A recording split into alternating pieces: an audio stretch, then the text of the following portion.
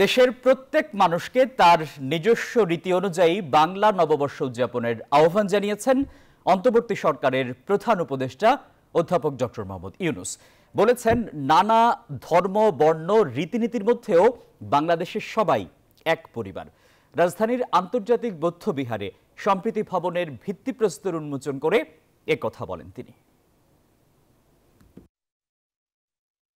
ঢাকার মেরুলবাড্ডায় ১৯৮১ সালে প্রতিষ্ঠিত হয় আন্তর্জাতিক বৌদ্ধ বিহার। বাংলাদেশে বৌদ্ধদের ধর্ম, সংস্কৃতি ও ঐতিহ্য সংরক্ষণ এবং স্বধর্মের প্রচার ও প্রসারে গুরুত্বপূর্ণ ভূমিকা পালন করে আসছে প্রতিষ্ঠানটি। রবিবার এখানে সম্প্রীতি ভবনের উদ্বোধন করেন অন্তর্বর্তী সরকারের প্রধান উপদেষ্টা ডক্টর মোহাম্মদ ইউনূস। প্রধান অতিথির বক্তৃতায় বাংলাদেশের সাম্প্রদায়িক সম্প্রীতির ঐতিহ্যের কথা তুলে ধরেন তিনি। সোমবারের বাংলা নববর্ষ উদযাপনে সব ধর্ম বর্ণের মানুষ শরিক হবে বলে আশা প্রকাশ করেন প্রধান উপদেষ্টা। আমি বরাবরই বলে এসেছি, নানা মত, ধর্ম, রীতিনীতির মধ্যেও আমরা সবাই এক পরিবারের সদস্য। এদেশের হিন্দু, মুসলমান, বৌদ্ধ, খ্রিস্টান, পাহাড় ও সমতলের বিভিন্ন সম্প্রদায় ও জনগোষ্ঠী সব মিলিয়ে দেশের বিচিত্র ভাষা, সংস্কৃতি, ঐতিহ্য।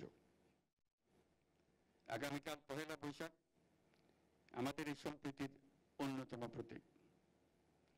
প্রত্যেকে নিজ নিজ উপায়ে নিজেদের রীতি অনুযায়ী আগামীকালকে উদযাপন করব। বান্ডেল থাকলে প্রতি সেনমানিতে টাকা বাঁচবে। বিকাশ সেনমানি বান্ডেল কিনে জিতুন প্রতি লেনদেনে।